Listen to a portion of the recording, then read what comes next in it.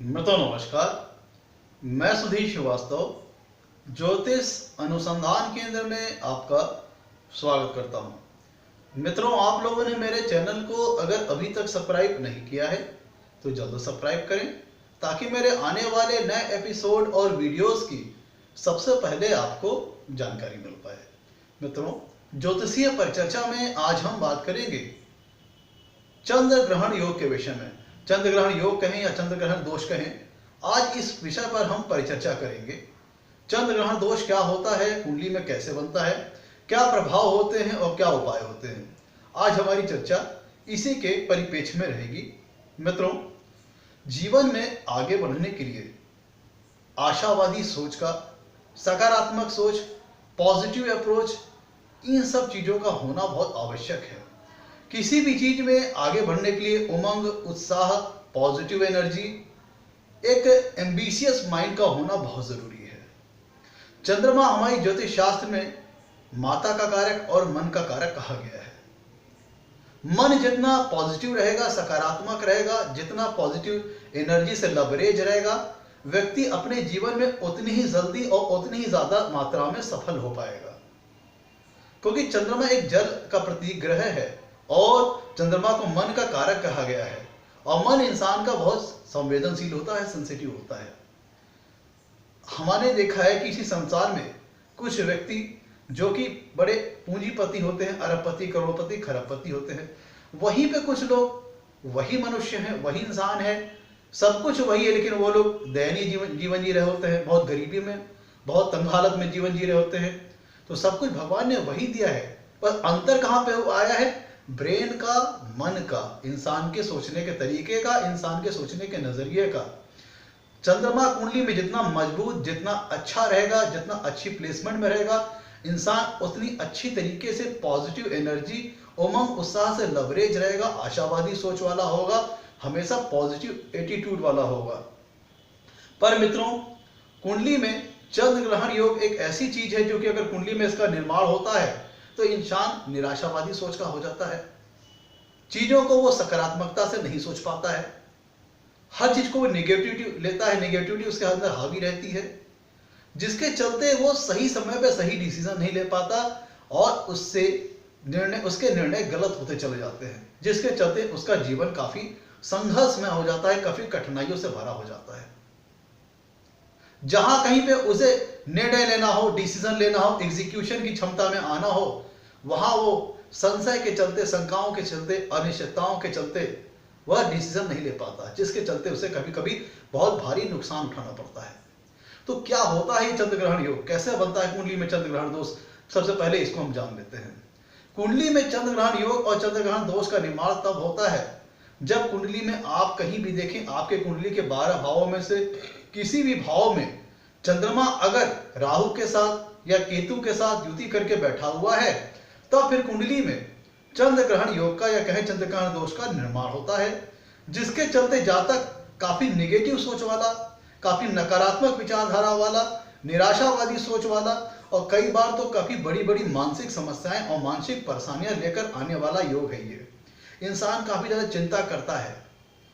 कोई जो चीज, आप ऐसा समझ लीजिए, कोई भी चीज जहां पे वो राई का पहाड़ बनाने वाला होता है, मतलब कोई बात जो बहुत छोटी है उसको भी बहुत गंभीरता से, बहुत सेंसिटिवली लेता है, जिसके चलते वो अपने ऊपर ही काफी मानसिक तनाव और काफी स्ट्रेस लाद लेता है, जिसके चलते उसकी दैनिक दिनचर्या काफी प्रभावित होती है और वो काफी चिंता और डिप्रेशन, अवसादग्रस्त और कह सकते हैं काफी निगेटिव एनर्जी से भरता चला जाता है, जिसके चलते उसका जीवन संघर्ष में, कठिनाइयों से भरा हुआ और निराशावादी होता चला जाता है।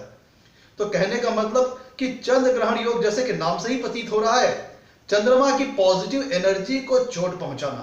चंद्र ग्रहण योग ऐसा चीज है जहां कहीं भी कुंडली में किसी भी 12 भाव में, किसी भाव में अगर राहु या केतु से चंद्रमा युति लिए हुए है, तो उसका यह मतलब होता है कि चंद्रमा की जो सकारात्मक ऊर्जा है, जो उसकी पॉजिटिव एनर्जी है, उस पर तगड़ी चोट लगी है। ये उसका यह संकेत है कि जो इंसान है वो नकारात्मकता उसके अंदर हावी है, वो जो जीवन के जो अच्छे पक्ष, जो अच्छे पहलू हैं, वो उनको ना सोच करके वो उसको जो निगेटिव चीजें उसके अंदर हावी रहती है, जिसके चलते वो चीजों को पॉजिटिव नहीं ले पाता और ना ही उसके अंदर पॉजिटिव एनर्जी आ पाती, ना वो उमंग रहता है, ना उत्साह, जिसके चलते जहाँ तक अपने जीवन में आगे बढ़ नहीं पाता, सही समय पर सही निर्णय नहीं ले पाता, जिसके चलते उसे जीवन में कभी बड़े बड़े नुकसान उठाने पड़ते हैं। कई बार तो ऐसा देखा गया है कि चंद्र ग्रहण का योग काफी बड़ी मानसिक समस्याएं, मेंटल डिजीज, डिप्रेशन, अवसाद भी लेके चला आता है। व्यक्ति अपने गलत सोच, गलत अप्रोच के चलते सही निर्णय नहीं ले पाता और लगातार नुकसान उठाता चला जाता है, जिसके चलते कई बार ऐसा होता है व्यक्ति डिप्रेशन और अवसाद में चला जाता है। चंद्रमा जो कि हमारे मन का कारक है, माता का कारक है, तो चंद्र ग्रहण का योग का होना यह भी संकेत करता है कहीं ना कहीं प्रकार माता के सुख में कमी हो सकती है, या फिर माँ के स्वास्थ्य पर प्रॉब्लम्स आएंगी, या फिर माँ को कुछ दिक्कतें हो सकती हैं। ये इस बात का भी संकेत है। जो मोटा मोटा आप ये समझ लीजिए कि चंद्र ग्रहण योग जो होता है, चंद्र ग्रहण दोष जो होता है, वो ये होता है कि वो चंद्रमा की सकारात्मक ऊर्जा को भारी चोट पहुंचाता है, जिसके चलते इंसान अपने जीवन में पॉजिटिव सोच नहीं रख पाता है, पॉजिटिव एटीट्यूड नहीं रख पाता है, और उसके अंदर नकारात्मकता भरती चली जाती है, जिसके चलते वो अपनी छोटी छोटी बातों को भी काफी बड़ा बना लेता है, काफी बड़ा इश्यू बना लेता है, जिसके चलते वो मानसिक समस्याओं का शिकार भी हो जाता है। कई बार तो कहे डिप्रेशन, पागलपन तक की हद तक भी पहुंच जाता है। तो मित्रों, चंद्र ग्रहण योग बहुत खराब योग है। अगर कुंडली में इसका निर्माण होता है तो व्यक्ति को ये काफी नेगेटिव बना देता है, और ज्यादा कह लीजिए कि सही समय पर सही डिसीजन नहीं ले पाता। तो इसके चलते होता क्या है कि इंसान जब सही, आप ऐसे समझिए जिस प्रकार किसी भी सिस्टम का जो उसका जो ब्रेन होता है वो महत्वपूर्ण होता है, इसी प्रकार के इंसान के शरीर में उसका ब्रेन ही सबसे महत्वपूर्ण कंपोनेंट है। और चंद्र ग्रहण का मतलब यह हुआ कि मन को सीधे सीधे चोट पहुंची है, गहरी चोट, जिसके चलते जहां तक गलत निर्णयों के चलते, नकारात्मक सोच के चलते, निराशावादी सोच के चलते, क्योंकि मन के हारे हार है, मन के जीते जीत। अगर मन उमंग और उत्साह से भरा हुआ है, तब जब तक प्रतिकूल से प्रतिकूल और विपरीत से विपरीत परिस्थितियों में अपने आप को बनाए रखता है, संघर्ष करता है, आगे बढ़ता चला जाता है। लेकिन अगर मन नेगेटिव ऊर्जा से भरा हुआ है, नकारात्मक विचारधारा से भरा हुआ है, तो जब तक छोटी छोटी चीजों से भी परेशान होने लगता है, निराशावादी सोच पाल लेता है, और उसको लगता है कि उससे कुछ हो ही नहीं पाएगा, सब उसका खत्म हो गया है और उसका सब कुछ अंत हो गया है। मतलब हर छोटी छोटी कोई छोटी छोटी बात को बहुत गंभीरता से ले लेगा, बहुत सेंसिटिविटी के साथ ले लेगा, और कोई इतना बड़ा इशू भी नहीं हो लेकिन वो इसको इतना बड़ा बना लेगा, अपने ऊपर बड़ी बड़ी मानसिक टेंशन, मानसिक स्ट्रेस, मानसिक तनाव लाद लेगा।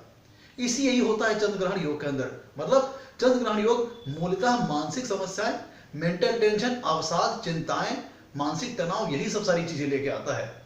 मित्रों, तो हमें करना क्या चाहिए? अगर कुंडली में चंद्र ग्रहण योग का निर्माण हो रहा है तो ऐसी दशा में व्यक्ति को करना क्या चाहिए?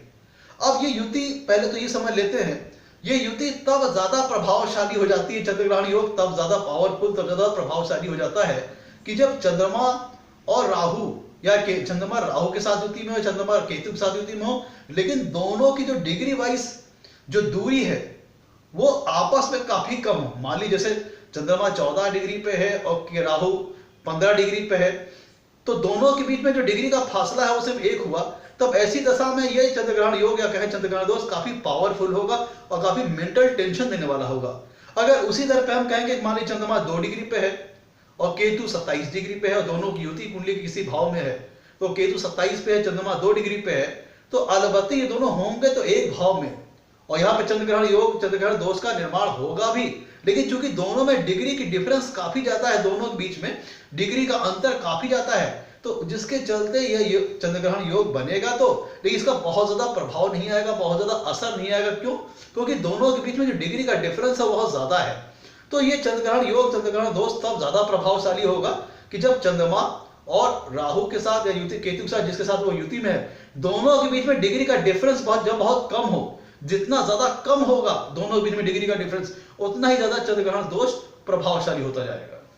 अब अगर कुंडली में चंद्र ग्रहण योग, चंद्र ग्रहण दोष बन रहा है, तो उस दशा में क्या उपाय करने चाहिए?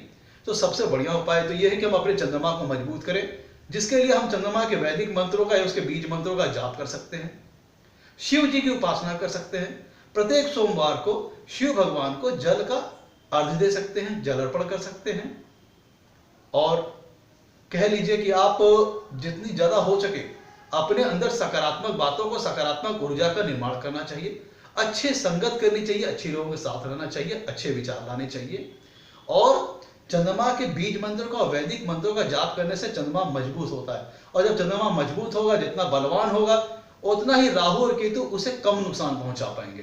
तो सबसे बढ़िया उपाय ये है कि चंद्रमा के बीज मंत्रों का, उसके वैदिक मंत्रों का जाप किया जाए और भगवान शिव की उपासना की जाए, और प्रत्येक सोमवार भगवान शिव को जल का अर्पण किया जाए, जल दिया जाए, अर्घ्य दिया जाए। और सोमवार को व्रत रहना चाहे तो व्रत भी रह सकते हैं, ये भी बढ़िया उपाय है।